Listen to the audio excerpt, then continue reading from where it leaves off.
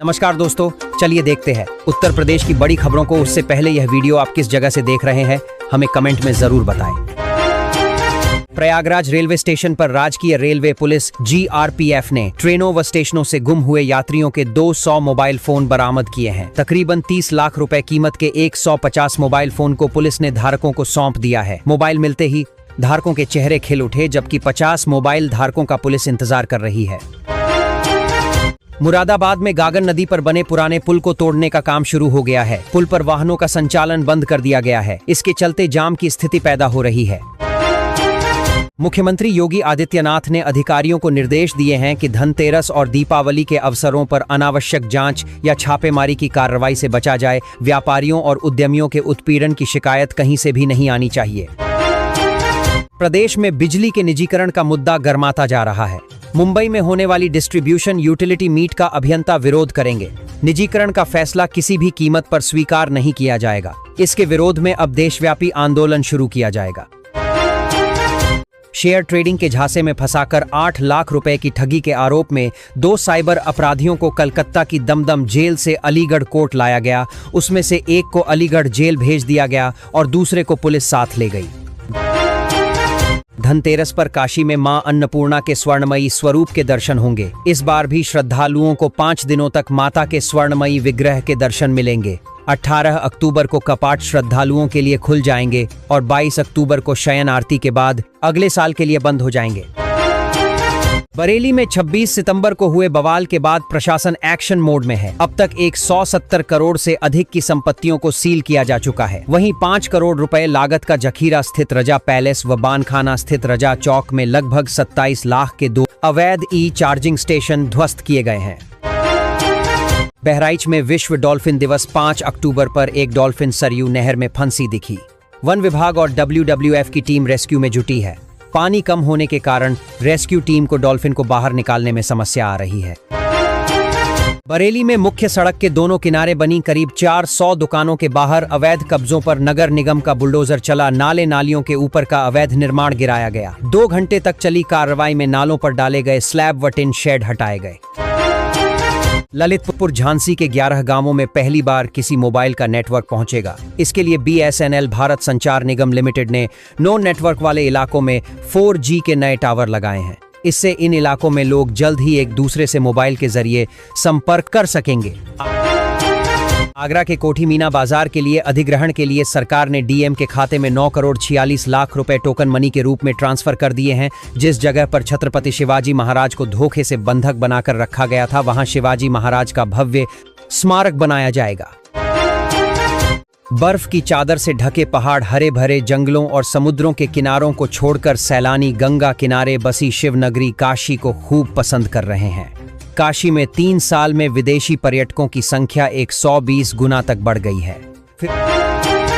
फिरोजाबाद के मक्खनपुर में police custody से 2 करोड़ रुपए की लूट का मुख्य आरोपी भाग निकला। इसकी जानकारी मिलते ही अधिकारियों के पसीने छूट गए। शातिर की तलाश के लिए पुलिस की कई टीम सक्रिय हो गई हैं। कर्मचारी चयन आयोग ने भर्ती परीक्षाओं की पारदर्शिता के लिए कई बड़े कदम उठाए हैं। इसके तहत अभ्यर्थी अब आयोग की ओर से जारी उत्तर कुंजी के अलावा खुद के जवाब भी देख सकेंगे। आपत्ति शुल्क भी अब आधा कर दिया गया है। उत्तर प्रदेश पुलिस में निरीक्षक से प्रोन्नत होकर डिप्टी SP बने अफसरों को तैनाती दी गई है। इस संबंध में सूची जारी कर दी गई है। 82 प्रोन्नत अफसरों को तैनाती दी गई है। भदोही के भारतीय स्टेट बैंक शाखा में नकली सोने के आभूषण गिरवी रखकर 88,32,000 की धोखाधड़ी के 2 आरोपियों को EOW लखनऊ व सेक्टर वाराणसी की संयुक्त टीम ने गिरफ्तार किया है।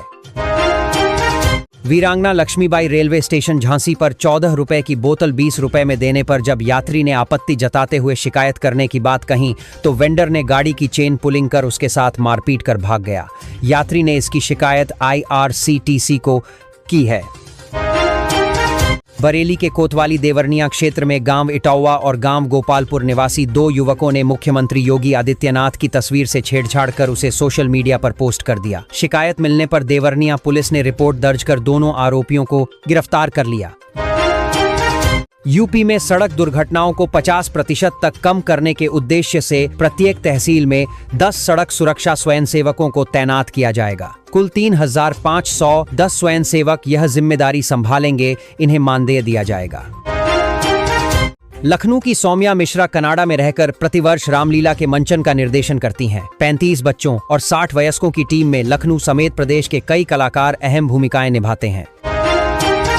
मेरठ के कस्बा करनावल में किसानों की समस्या को लेकर भाकियू अराजनैतिक ने बैठक का आयोजन किया। बैठक में गन्ना मूल्य वृद्धि समेत कई मुद्दों पर चर्चा की गई। बैठक में संगठन के राष्ट्रीय प्रवक्ता धर्मेंद्र मलिक ने कहा कि सरकार को गन्ना का मूल्य 500 रुपए प्रति कुंटल करना चाहिए।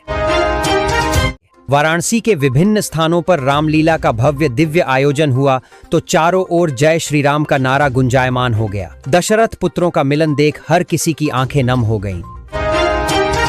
सीतापुर जिले के महोली के नरनी गांव में 2 माह से सक्रिय बाघ को रविवार देर शाम वन विभाग ने ट्रैंकुलाइज कर दिया। वन विभाग की टीम बाघ को ट्रैक्टर ट्राली से सीधे जिला मुख्यालय इल्सिया पार्क ले गई। इससे पहले बाघिन को ट्रैंकुलाइज किया गया था। मध्य प्रदेश व राजस्थान में कफ सिरप पीने से बच्चों की मौत के बाद उत्तर प्रदेश में अलर्ट घोषित किया गया है। रविवार को सभी औषधि निरीक्षकों को निर्देश दिया गया है कि विभिन्न जिलों में बनने वाले अन्य सिरप के भी सैंपल लेने और उन्हें लखनऊ को सभी बच्चों की प्रयोगशाला भेजने का निर्देश दिया गया है। मेरठ में चीनी मिल नहीं चली है। आलू और सरसों की फसल की बुवाई के लिए किसान गन्ने की फसल काटकर खेत खाली कर रहे हैं। किसानों को सस्ते दामों में गन्ना क्रशर पर बेचना पड़ रहा है। इससे किसान को आर्थिक नुकसान पहुंच रहा है। कानपुर में मिशन शक्ति 5.0 और स्वस्थ नारी सशक्त परिवार के तहत 8 अक्टूबर को एनीमिया मुक्त कानपुर विशेष अभियान शुरू होगा। इसके तहत जिले की 14 लाख महिलाओं को खून की कमी से बचाने के लिए आयरन फोलिक एसिड की लाल गोली खिलाई जाएगी। बरेली लखनऊ हाईवे के 100 किलोमीटर खराब हिस्से में 202 करोड़ की लागत से नवंबर तक 2 नई परतें बिछाने का काम पूरा किया जाएगा। इसके बाद आवागमन आसान होगा। संभल में मंडी समिति स्थित इफ्को किसान सेवा केंद्र पर रविवार को खाद लेने के लिए किसानों की भीड़ उमड़ पड़ी। केंद्र पर 200 किसानों को खाद का वितरण किया गया। किसानों का कहना है कि जितना खाद चाहिए उतना नहीं मिल रहा है। यूपी सरकार ने दिवाली पर लोगों को बिजली की समस्या का सामना न करना पड़े, इसके लिए बिजली विभाग व्यवस्था दुरुस्त करने में जुट गया है। लाइनों के नीचे पेड़ों की छंटाई, फ्यूज वायर और फूंकने के कगार पर पहुंच गए जंपर बदलने का काम शुरू कर दिया है। लखनऊ की छात्राओं को दिल्ली में पीएम मोदी ने सम्मानित किया। नई दिल्ली में शनिवार को आयोजित कौशल दीक्षांत समारोह में 2 मेधावी छात्राओं प्रीति और साक्षी को प्रधानमंत्री नरेंद्र मोदी ने सम्मानित किया। कानपुर के ग्रीन पार्क स्टेडियम में खेले गए मुकाबले में भारत ए ने रविवार को तीसरे मैच में ऑस्ट्रेलिया ए को रोमांचक मुकाबले में 2 विकेट से मात दी। प्रभ सिमरन ने आखिरी मैच में शतक ठोका। इसके साथ ही भारत ने सीरीज 2-1 से जीती। भारत ने पाकिस्तान को 88 रन से हराकर महिला विश्व कप में अपना अभियान जारी रखा है। रविवार को कोलंबो के आर प्रेमदासा स्टेडियम पर खेले गए मुकाबले में भारत ने पहले बल्लेबाजी करते हुए 50 ओवर में 247 रन बनाए। जवाब में पाकिस्तान की टीम 43 ओवर में 159 रन ही बना पाई और ऑल आउट हो गई। तो ये थी आज की फटाफट खबरें। अगर आपको न्यूज़ पसंद आई हो तो चैनल को सब्सक्राइब करें, वीडियो को लाइक और शेयर जरूर करें। धन्यवाद।